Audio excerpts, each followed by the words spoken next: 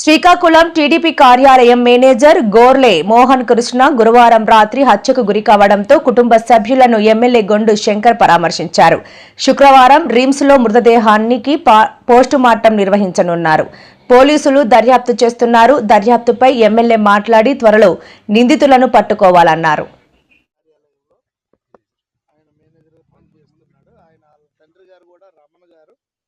ఆయన గుండెపోటుతో అకాల మరణం వల్ల ఈయనకి వాళ్ళ కొడుక్కి ఇవ్వడం జరిగింది. బాధ్యతలన్నీ ఆయనే చూస్తుంటాడు జిల్లాకు సంబంధించి. అయితే నిన్న ఆయన రాత్రి 9:30 ఆ టైంలో వాళ్ళ వీధిలో మెయిన్ రోడ్డు పైనే వస్తూ అక్కడ స్టాండ్ వేసి ఉంటుండగా ఎవరో రావడం జరిగింది. ఇద్దరి మధ్య ఘర్షణ కారణంగా ఆ ఘర్షణలో భాగంగా ఈయన కొట్టడం జరిగిందని ఆ వెంటనే ఈయన స్పృహ కోల్పోయి అక్కడ పడిపోవడం జరిగింది. వెంటనే స్థానికులు వచ్చేసరికి చనిపోయాడని విషయం తెలిసింది. అది పోలీసులు కూడా ఇమ్మీడియట్గా దానిపైన దర్యాప్తు చేస్తున్నారు. విషయాలు ఏంటనేది త్వరలో తెలుస్తాయి.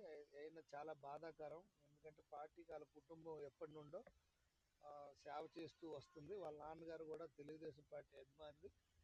అందుకు ఆయనకు పార్టీ ఆఫీసులో కూడా బాధ్యతలు అప్పచెప్పడం జరిగింది. అయితే ఆయన గుండెపోటుతో చనిపోయారు. కొడుకుగా ఈయనకు మళ్ళీ ఆ బాధ్యతలు అప్పచెప్పాం. బాగా నిర్వర్తిస్తున్నాడు పార్టీ బాధ్యతల వరకు. అయితే మరి ఇది ఇలాగ అనుకోని సంఘటన జరగడం చాలా దురదృష్టకరం. దీనిపైన పోలీసులు దర్యాప్తు చేస్తున్నారు. తప్పకుండా బాధ్యులపైన కఠినమైన నిర్ణయం తీసుకోవడం జరుగుతుంది. వారి కుటుంబం కూడా పార్టీ తరఫు నుండి మేము తప్పకుండా ఆదుకుంటాం. వారికి ఒక తల్లి, ఒక సిస్టర్ ఉన్నారు. ఆవిడకి మ్యారేజ్ అయ్యింది. తల్లి ఒక్కరే ఇప్పుడు ఉంటున్నారు. తప్పకుండా ఆ కుటుంబానికి పార్టీ తరఫున మేము ఆదుకుంటాం. అలాగే ఈ కేసు పైన కూడా సమగ్ర దర్యాప్తు చేసి దానిపైన కఠినమైన చర్యలు తీసుకుంటామని ఈ సందర్భంగా నేను తెలియజేస్తాను. పార్టీ పరంగా అయితే ఎటువంటిది లేదు. ఆయన వివాద రహితుడు. పార్టీలో ఎవరితోనే ఆయనకు ఎటువంటి గొడవలు లేవు. ఇది వ్యక్తిగతంగా ఇద్దరి మధ్య వాగ్వాదం జరగడం అయిందన్నారు. ఆ వాగ్వాదం ఎందుకు జరిగింది, దీని వెనక ఉన్న కథనాలు ఏంటనేది పోలీసు వారు దర్యాప్తు చేస్తున్నారు. దాని తర్వాత మనకి ఇష్యూ తెలుస్తుంది. సోషల్ మీడియాలో అయితే నిందితుడు పోలీస్ స్టేషన్ అంటారు. అది చూడాలి, అది పోలీసులకు అడగాలి. మోహన్ కూడా మంచోడు.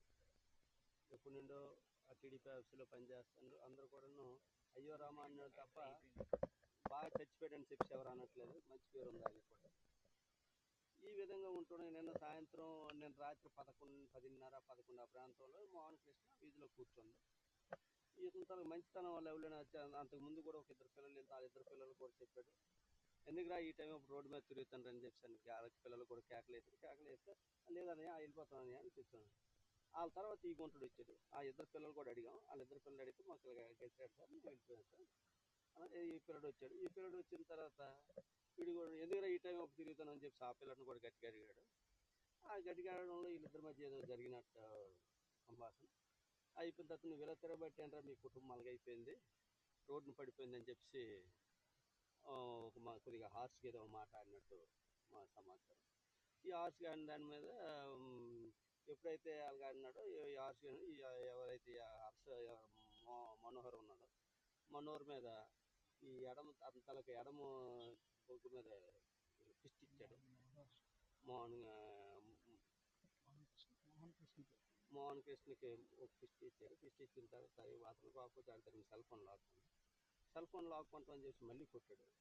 కొట్టి చూసేసాడు. చేతితో కొట్టాడు. చేతితో గట్టి కొట్టడం వల్ల పడిపోవడం వల్ల వెనక్కి ఏదైనా చిన్న మీదకి ఏదైనా దెబ్బ రావచ్చు. మౌత్ అంతా బ్లడ్ కూడా వచ్చిందంటే మా అనుమానం ఏంటంటే ఇంటర్నల్ బ్లీడింగ్ అయిందని చెప్పి మేము ఎక్స్పెక్ట్ చేస్తాం. పిఎం పంపించాం. డాక్టర్ గారు కూడా చెప్తారు. ఇది స్పర్ ఆఫ్ మూమెంట్ అంటే ఏదో అనుకొని చేసేసిన సంఘటన కాదు. స్పర్ ఆఫ్ మూమెంట్లో జరిగిన ఇన్సిడెంట్. అది బ్యాడ్ ఇన్సిడెంట్. అది పాప మంచి వచ్చాను. నేను దర్యాప్తు చేస్తాను. దర్యాప్తు చేసి అంటే స్పాట్లో చనిపోయాడని మాకు సమాచారం కాదు. వెంటనే హాస్పిటల్ తీసుకెళ్ళాం. తీసుకొచ్చేసరికి హాస్పిటల్లో ట్రీట్మెంట్ చేసేసరికి చనిపోయాడని చెప్పారు. అంటే మరి స్పాట్లో చనిపోయాడా, ఎక్కడ చనిపోయాడు అనేది మనం నిర్ధారించలేం. ఇక్కడ వరకు ఎలా వచ్చింది? ఆ పాము తీసుకొచ్చాడు. ఒకడే ఆ అనుమానం మీకెందుకు వచ్చింది? లేదు 18 సంవత్సరాలు మేజర్ బ్యాక్గ్రౌండ్ ఏట్లేదు. ఫాదర్ ఒక 18 years, 6 మాసాలు 6 నెలల కడుపులో ఉన్న పిల్లలు కూడా వాళ్ళ ఫాదర్ విడిచిపెట్టాడు. వాళ్ళ ఫాదర్ కూడా పెయిన్ లేదని తెలిసింది. వాళ్ళ మదర్ కూడా ఎక్కడ బట్టల షాప్లో ఏదో పని చేస్తుందని తెలిసింది. కానీ అతనికి ఏం బ్యాక్గ్రౌండ్ కాదు. అలాగని ఇద్దరు కూడా ఒక వీధిలో కుర్రోళ్ళు కూడా కాదు. ఒక వీధిలో కుర్రోళ్ళు అంటే ఇంత ముందు వీళ్ళకి ఏదైనా స్పర్ అప్రూవ్మెంటో లేకపోతే ఇంకోటో ఉన్నాయని చెప్పి అది కూడా లేదు.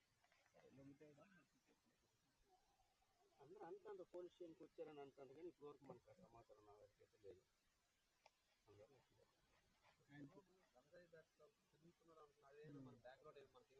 అంటే కామన్గా ఏంటంటే ఎవడు ఏడు జరిగినా గంజాయి బ్యాచ్ అనేయడం ఒక అలవాటు అయిపోయింది. ఆడికి గంజాయి కానీ మామూలు తాగుడు కానీ అటువంటిది ఏం లేదు. కావున ఆనవాయితీ వాడు ఏంటంటే గంజాయి బ్యాచ్ అని నేనిస్తే యాక్షన్ సీరియస్గా ఉంటుందేనో, వేవ్ స్కూల్ స్పీడ్కి వెళ్తాయేనో తెలియదు, కానీ ప్రతి ఊరు కూడా ఇది అన్నం అలవాటు.